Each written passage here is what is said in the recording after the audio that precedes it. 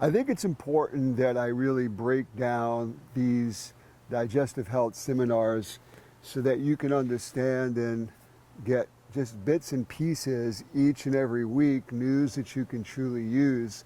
I want to go back to just day one. I mean, I was diagnosed when I was 15 years old, having an uncurable disease, Crohn's disease. And Crohn's disease is an autoimmune disease. There's over 700,000 people that have specifically been diagnosed with Crohn's. There's probably another million that are walking around that don't even know it yet. And once a person has that Crohn's disease go into remission, there's a 30% chance that they're going to have a relapse within the first year.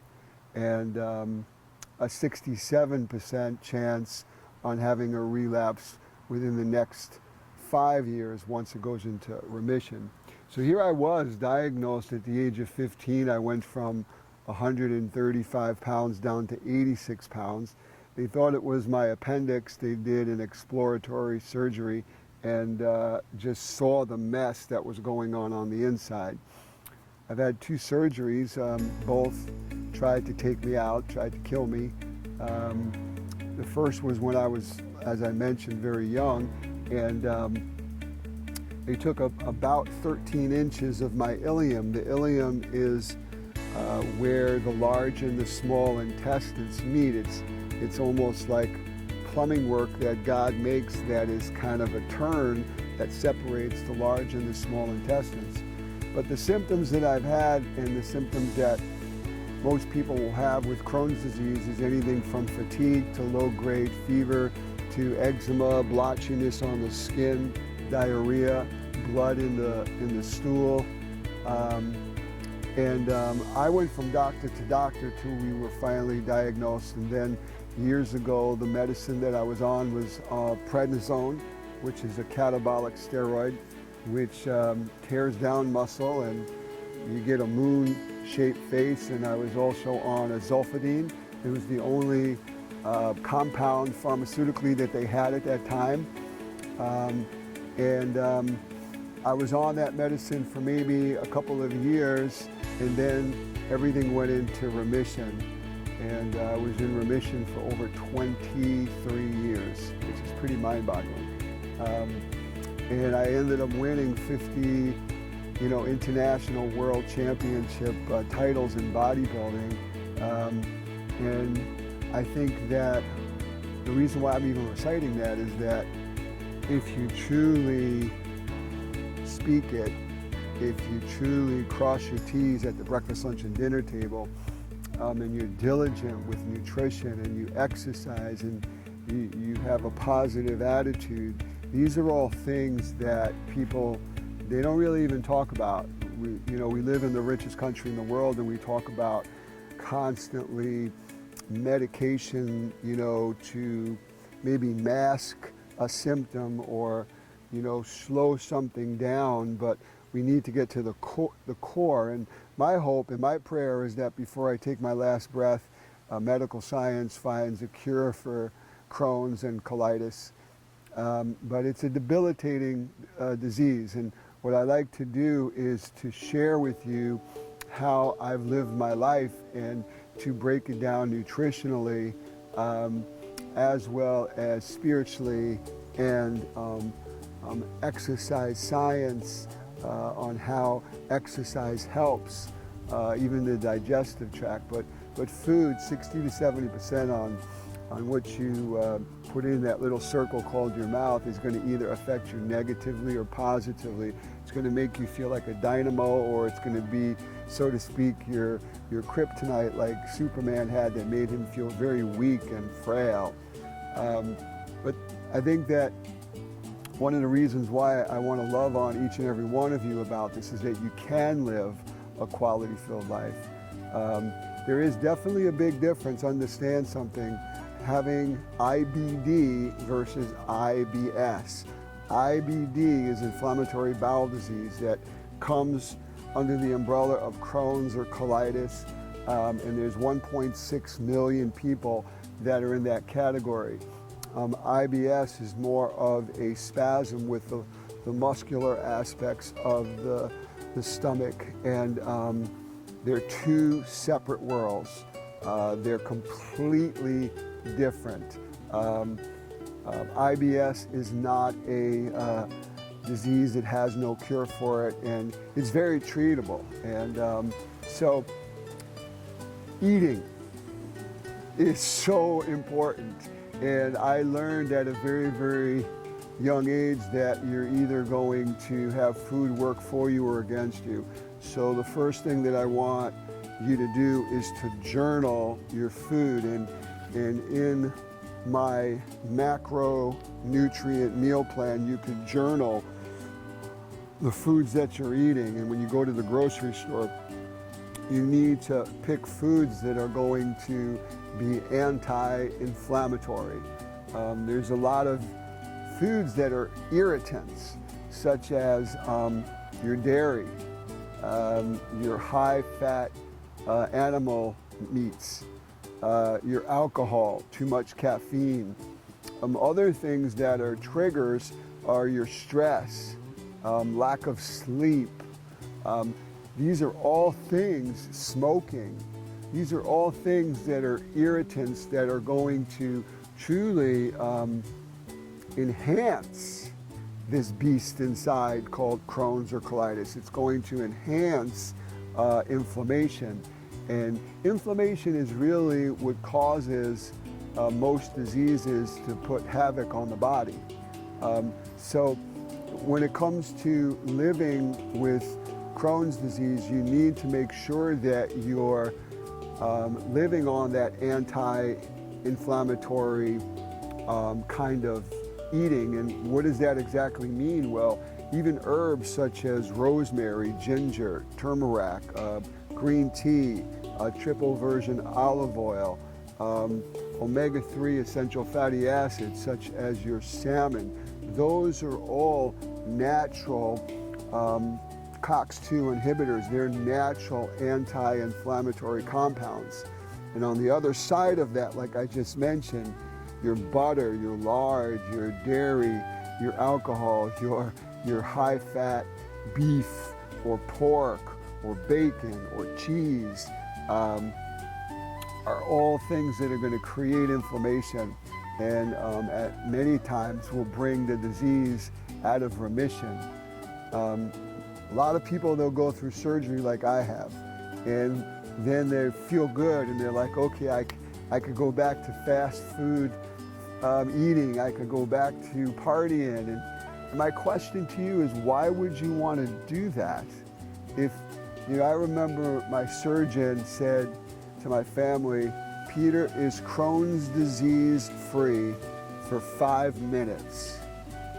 And what he meant was, he cut out bad parts of my ileum, my small intestines, that were infected, that were diseased. He cut that out, he resectioned that. And then there was no Crohn's that was visible or visible under even a microscope. But within 5 minutes, because there's no cure, that disease started to manifest again. And then the longer that you cross your T's and dot your I's, hopefully the longer you'll be in remission. The second surgery that I had was the closest I was from checking out, and that was March 7th, 2001. Specifically, I flatlined at 2:14 a.m. And they put defibrillators on me 3 times because a hole perforated in my ileum and I went into septic shock. I was in an induced coma for 4 days, and my life was turned inside out. All I know is that it softened my heart, it humbled me. I'm grateful for the things I have, not for the things I don't have. I am hopeful. Every day that I don't have pain is a great day. And that's what I want to share with you. So when you get up in the morning, you need to know that you need to keep your food clean. And we're finding out in medical science that people that are eating more plant-based foods are living longer. But one of the things that people that have inflammatory bowel disease needs to be aware of is that if you do have ulcerations, if you do have narrowing, a lot of time too much fiber could put you in the hospital, could put me in the hospital. So even when I am realizing that Americans only get about half the amount of fiber, they only get about 12.5 grams of fiber a day, we should be getting 25 to 30 grams of fiber a day. But you need to make sure that that fiber that you're getting is fiber that your body is going to be able to process. It's going to be able to break down. It's not going to get hung up. So the things that I personally stay away from, and I'm just putting a disclaimer out here, what works for me may not necessarily work for you. Before starting any new eating regimen, before starting any fitness program, you need to make sure that you work in concert with your doctor, whether it's your GI doctor, your nutritionist, your exercise physiologist. You need to make sure, because if you're on meds, certain meds will respond differently. But all I know is that eating is so vitally important to feed the machine. And when you're having, say, things like fiber, you need to stay away from things that have shells on it, or things that are too hard to truly break down, like seeds or nuts, to me, or popcorn with the kernels sometimes will get hung up if I do have inflammation, and it's very painful. So the fiber that you should be getting is from your colorful fruits and vegetables, but a lot of times even I skin certain vegetables or fruit, because the skin of even an apple that has anthocyanins in it that are wonderful for heart health will bother me, because it's hard for my body to break that down. So I don't want to overwhelm you with so much nutrition at this particular point, but I do want to make a couple more quick tips that you could immediately use, and then we'll be back next week to talk about this again in different areas. But water is so vitally important to keep yourself hydrated, because these muscles they're 75% composed of water. Your blood is 80% composed of water. Even your hard bones, 23% water. So if you even think about it visually, if you take a sponge and you dry it out, it gets shriveled. Well, your intestines is literally like paper mache. It's so thin. And what you need to realize is you need to keep your body hydrated. Half your ideal body weight in ounces of water each and every day. Never having large amounts of water while you eat, especially if you have IBD, because you are not going to absorb those nutrients because they're waterlogged. So you wait 15 minutes prior, never drink water during, and wait 15 minutes after. And that literally is how you should be hydrating yourself.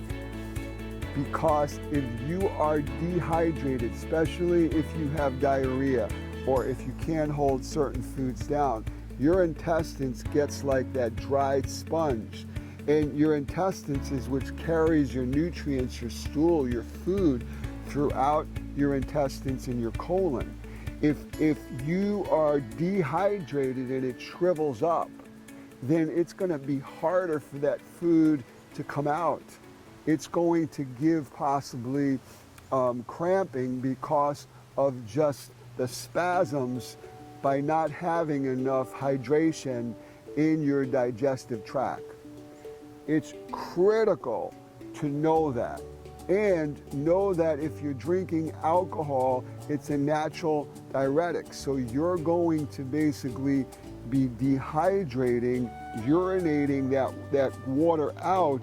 You need to replenish that so that you're keeping in healthy water, and you're basically detoxing your kidneys and your liver with water that needs to come out. But it's going to help your elimination processes if you're going to stay hydrated. And I'm not talking about soda pop, which has got caffeine, and caffeine naturally will dehydrate you. So if there's anything, if there's a good tip that you took out of this week, especially if you have Crohn's disease, if you have colitis, is to make sure you stay hydrated, is to stay away from alcohol, is to stay away from caffeine, to stay away from nicotine. Even nicotine basically will constrict your internal organs and possibly put them in a spasm when it comes to your digestive tract. So these are all simple but very critical and important tips for good digestive health. Next week we'll be talking about on certain supplements and certain foods that have probiotics, that have digestive enzymes, what they are, why I feel that you should be incorporating them into your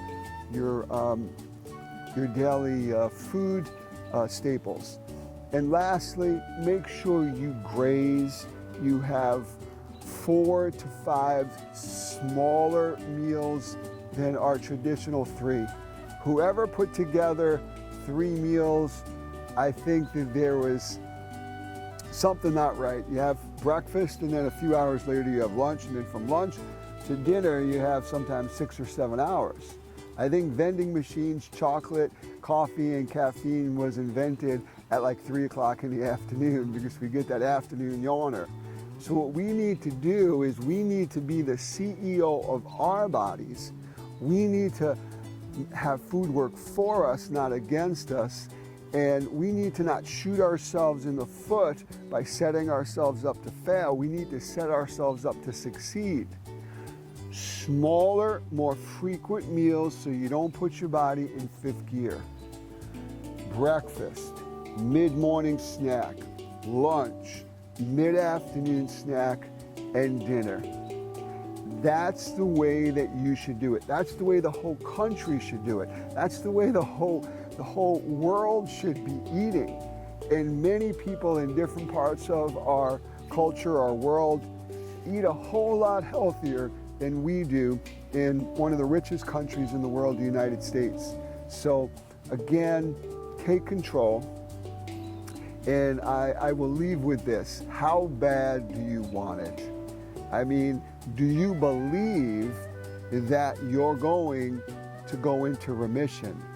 Do you believe that you're going to put this disease and condition beneath you? See, if you believe it, then you embody it. If you embody it, you become it. If you don't believe it, then no doctor, no life coach, no me, no food is going to work. No medication, because you truly need to be optimistic. And once you believe that and you become that, then you need to live that. And while you're living that, you need to speak it. Because as I always say, what you think this morning is how you live today. What you speak today is what you prophesize, good or bad, tomorrow. So if you're saying this disease sucks and I'm never going to get better, I'm going to be on medication, I'm never going to be able to work out, I'm never going to be able to get a normal job because this disease has got control over me, guess what? It will. I, every day, knew there was something better and bigger than me. And every day I got up and tried to do it better than yesterday. Every day I tried to push myself a little further because I wanted to be healthy so bad that not only could I see it, I was speaking it, but I desired it more than the oxygen I'm breathing. And that's what I want for you. So why don't you write me some questions at peterneilsen.com, so that next week and the weeks to come for these digestive health seminars, I'll be able to answer specific questions, yours. But next week, we're going to break it down into some specific foods that you should be eating, specific foods you should be staying away from. What are certain supplements that can possibly help? And why is exercise so important in recovery? And I'll help you get there. Until next week, God bless. I'm Peter Neilsen, your personal life coach.